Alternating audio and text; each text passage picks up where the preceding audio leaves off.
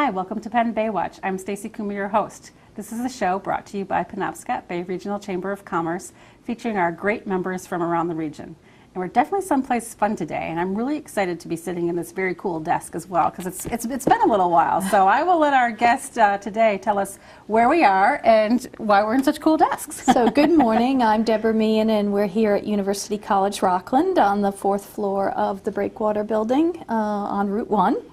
And here we serve about 600 university students. They may be taking courses from any one of the 7 University of Maine campuses. And we've been in the area since 1976, believe it or not. We started on Main Street in Rockland, where Rockco Sports is now, and then in the mid-80s moved to the Thomaston Academy building, and back to Rockland in 2006. And this has allowed us to serve a broader demographic. We attract a lot more younger students in this location, a lot of pedestrians, and we have a great relationship with the downtown as a result of being here. I always tell students, downtown Rockland is your campus. So we do lots of things with the Strand and with the festivals and all of that. So that enhances our presence here. As I mentioned, we serve about 600 students, and some of them start programs here and then transfer to a University of Maine System campus or out of state. But many start and finish their programs right here. And you can choose from over 700 courses in a semester. So the range of offerings is really enormous, and I sometimes think that the community thinks of us as having a very limited number of courses, but it's really a huge selection. We offer courses in a traditional face-to-face format with faculty members in the room, like we were taught. And then we have interactive television where a faculty member is on a campus broadcasting, and we receive that instruction here. We have video conference, two-way audio video, a little like CNN, and then we have fully online instruction. So that gives us the breadth of offerings. Some of our most popular programs include computer information systems. So we're training folks to go out and be programmers, software designers, network security folks. We have a number of people from local banks who are in that program here. Business administration, nursing. We have our clinical experiences at Penbay Medical Center. A few years ago we did a survey at the hospital. About 80% of the nurses practicing there had come through our program here. So it's a great feeder. Medical laboratory technology, again, I think just about everybody working in the lab at Penbay has come through our program. Criminal justice, you know, with the Maine State Prison locally, we have a lot of people in justice studies. Even the Rockland Police Chief is a faculty member.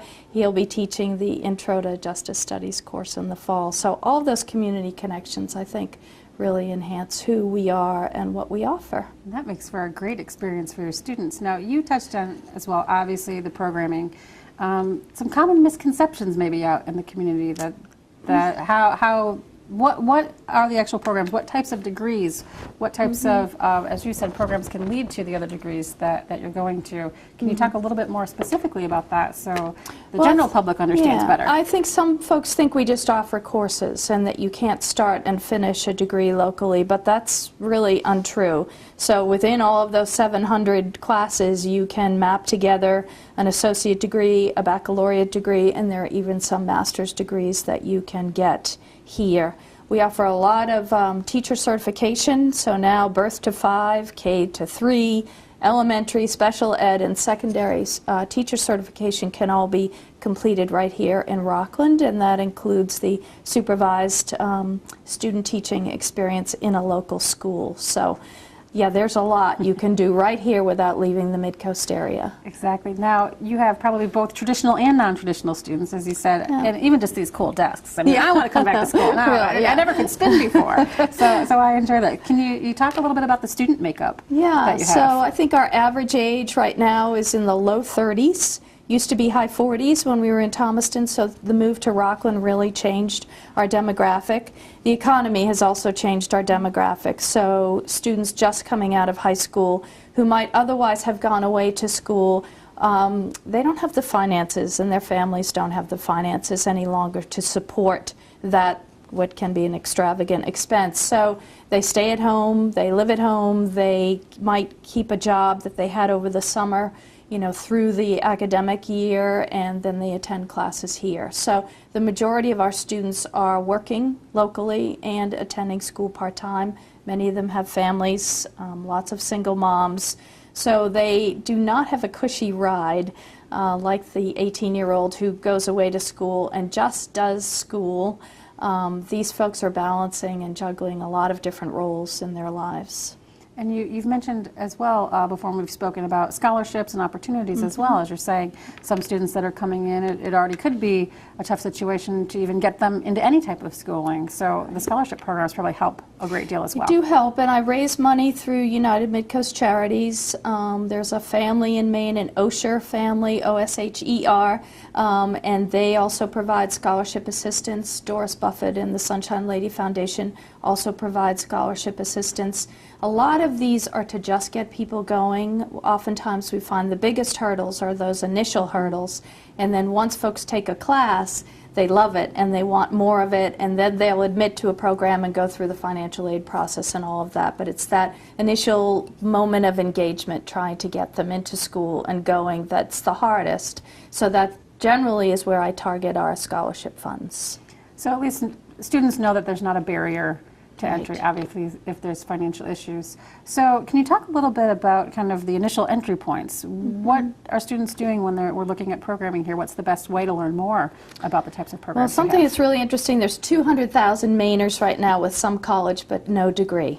And they're really holding our workforce back. So we're reaching out, encouraging them to come back to school, even if they defaulted on a student loan or they left with bad academic history. We'll work with them to sort of figure all of that out. So a lot of the students that we see, other than the 18-year-olds, have some history in higher ed, and it didn't work out. Maybe they were immature, they didn't know why they were there, they had, got married and had children, and life just sort of got in the way. So I just encourage people to call us and come in, tell your story, and let's figure out where you're at, and we'll map a path forward for you. The University of Maine system has just set aside $1 million, I wish we were $100 million, $1 million for the adult degree completer. So that is the student in Maine who has some college but no degree. So I encourage those folks to come in the door and let's see where you're at and how fast we can get you credentialed, because Maine has the lowest per capita income in New England, and part of that is because of the education level of our workforce. So we're all looking to up that so that we can attract businesses and promote the fact that we have a greater number of college graduates. And it makes it very easy here. It's an easy location Right. to get to. You have a lot of friendly faces. Yeah. It's definitely not overwhelming or difficult once you're in the door. Right. So the No, it's experience is very positive. user-friendly, and it's real college. It's not pretend. Yeah. And we have lots of student support services and financial aid counseling and activities that we sponsor, so that there's a real good, energetic sense of community here, so people make new friends. A lot of people are attracted to online and private institutions because you can kind of be anonymous in that way. But what I find with adult learners is that they really need the peer support, and they need that accountability, and they need to get out of their homes and go to someplace else and study. And so what we offer really balances all of that out. It does, and feeling like, as you said, there's other people in the same circumstance, maybe that have done similar things. Right. So you don't feel that it's awkward that you're showing up with all younger students. There's a variety. Right. It really helps to create that great experience here.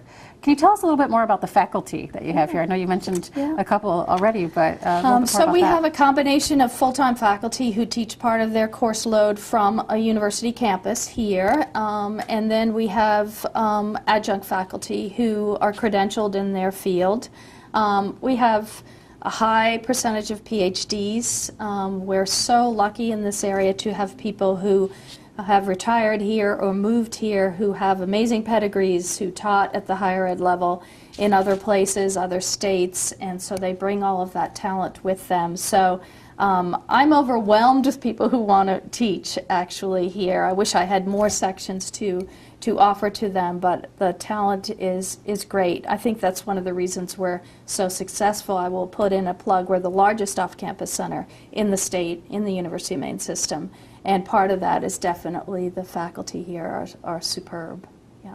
So they really can't beat it. Again, students really have great opportunities here, and you don't realize what's in your own backyard That's right. sometimes. That's right. Yeah, when I talk to people out in the community and they say, wow, that person's teaching art history for you, or that person's teaching U.S. history for you, they're just amazed because they know what the backgrounds of these individuals are. So I feel very fortunate in that way. Other places in the state don't have that luxury, but the resources in our area are really quite something. So anything else that you want to share with us about programming, anything else here going on that we'd like the community to know about? I think that it's just a user-friendly place, and anyone who has any trepidation about coming, I would just encourage them to come up. We host a lot of other community organizations here, so there's a adult ed college transition program that meets here, and those are folks who aren't maybe skill-wise quite ready for college yet. So the adult educators work with them to get them ready, but the fact that it's held here, they feel like college students, so when they graduate from that program, they're already acclimated here, they're microwaving their food and eating lunch, and they look like everybody else, so they're ready to go the next step. We also have senior college. Coastal Senior College is administered through here, and that's about 350 members who are 50 and older, who take courses through senior college. There's no homework, no tests, but again, these are folks with amazing backgrounds who offer courses in a wide variety of subject areas, everything from cooking to computers to international politics. So that's another audience that's coming and going here all the time. So. And you do a great job of hosting just business meetings here as well. I know Right. I've been Yeah. up here several times at meetings, and it allows that exposure to what's happening here. Yeah. So you feel like you're involved, Right. whether you're actively in coursework or not, but you're connected to the program. Yeah, being on the fourth floor, we're a destination. You have to stop and make the effort to come up on the elevator or climb the stairs. So it's not a walk by, but I encourage anyone to come up and just walk around and feel the energy and see what we're about. It is. So take the opportunity to get connected, learn more about programming here. It's been great talking with you today, Thank you so Deb, much and for hearing coming. a little bit more about what you offer here on campus. Yeah. So this has been Penn Baywatch, and I'm Stacy Coomer, your host.